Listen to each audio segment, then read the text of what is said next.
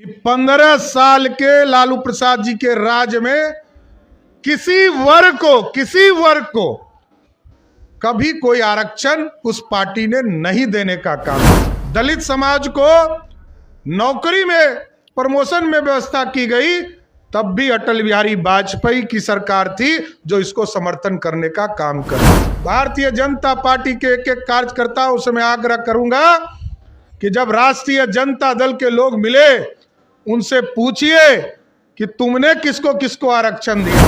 कि भगवान राम को इसलिए हम पूछते हैं जिनको अपने सगे पिता ने कहा कि आपको वनवास जाना है बिना कोई अपराध के, इसलिए मर्यादा पुरुषोत्तम राम पर बहुत से लोग प्रश्न उठाते। हम शुरू से भारतीय जनता पार्टी पे ये आरोप लोग लगाते हैं कि भारतीय जनता पार्टी आरक्षण के साथ नहीं खड़ी है। हम उनको ये बता देना चाहते हैं, बिहार में एक पार्टी है जिसका 15 साल बिहार में राज चला। वो कहती है कि हम संविधान की रक्षा करना चाहते हैं, आरक्षण को बचाना चाहते हैं, लेकिन आपको जानकर साथियों आश्चर्य होगा कि 15 साल के लालू प्रसाद जी के राज में किसी वर्ग को कभी कोई आरक्षण उस पार्टी ने नहीं देने का काम किया।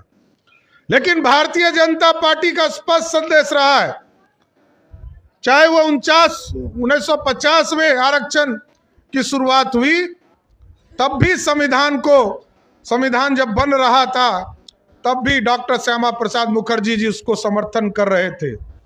और बाद में अटल बिहारी वाजपेयी जी के नेतृत्व में जब एनडीए की पहली सरकार बनी, तब भी जब SC/ST एट्रोसिटी एक्ट आया, दलित समाज को नौकरी में प्रमोशन में व्यवस्था की गई, तब भी अटल बिहारी वाजपेयी की सरकार थी जो इसको समर्थन करने का काम कर रही।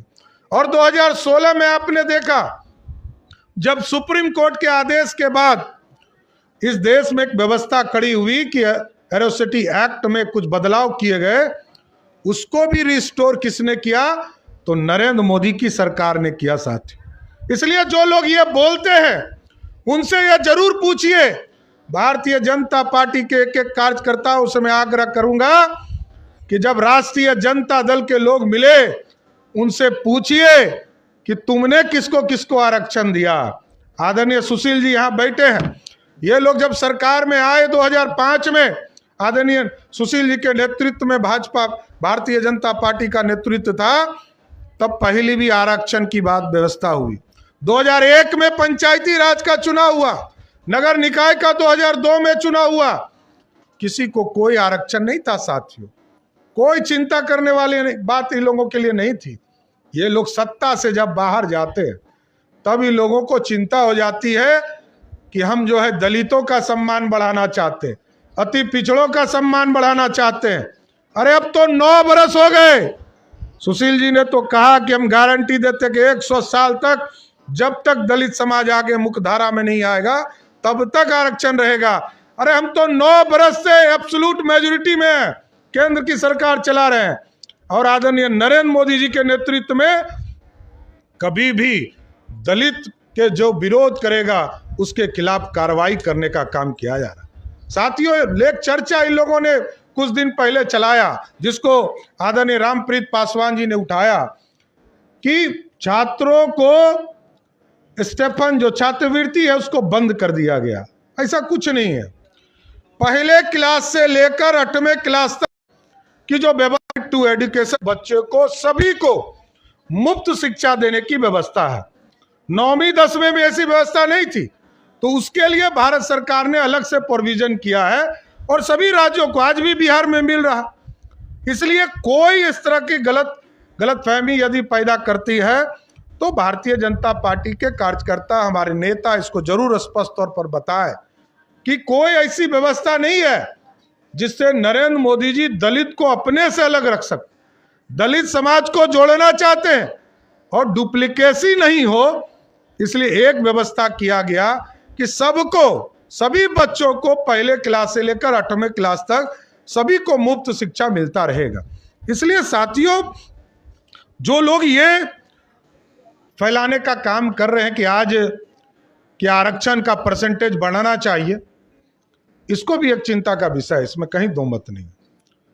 आपका जातीय जनगणना आज यदि बिहार में हो रहा है, उसमें भी भाजपा का बड़ा योगदान है। जातीय जनगणना कब हुआ?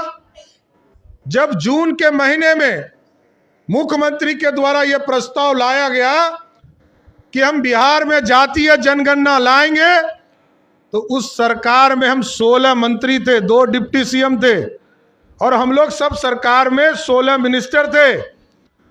जनता दल यूनाइटेड के तो 12 ही मिनिस्टर थे और सहयोगी दल के 2-3 थे, और उसके बावजूद हम लोगों ने समर्थन देकर बिहार में जातीय जनगणना भी हो रही है।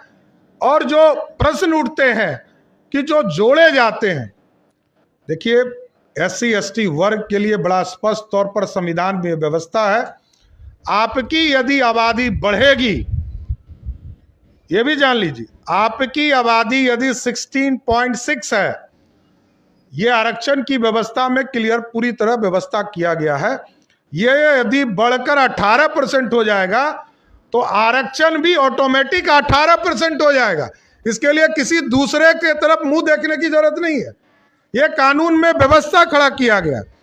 इसलिए हम तो भगवान राम को मानने वाले हैं, और भगवान राम भी ऐसे आदर्श थे जो माता सबरी के जूठे बैर खाए। और इस पूरी भारतीय जनता पार्टी की संरचना भी स्पष्ट है कि भगवान राम को इसलिए हम पूछते हैं जिनको अपने सगे पिता ने कहा कि आपको वनवास जाना है बिना कोई अपराध के। इसलिए मर्यादा पुरुषोत्तम राम पर बहुत से लोग प्रश्न उठाते कि सांप्रदायिक है। बाबा साहब भीमराव अंबेडकर साहब ने ही भगवान राम को संविधान के पहले पृष्ठ पर स्थान दिया साथियों, किसी दूसरे भगवान को नहीं दिया। तो आप समझिए कि जब बाबा साहब भीमराव अंबेडकर ने, आज यदि कोई भगवान राम की का चित्र जो है किसी चीज में डाल दे तो कितना बवाल होगा आप सोच सकते हैं। लोग कितनी बात चर्चा करेंगे कि भाजपा ने अपना एजेंडा डाल दिया। बाबा साहब भीमराव अंबेडकर ने 1950 में संविधान के किताब में पहले पृष्ठ पर भगवान राम की चित्र लगाई। उसका मूल कारण है कि हमारे देश के मर्यादा पुरुषोत्तम राम थे।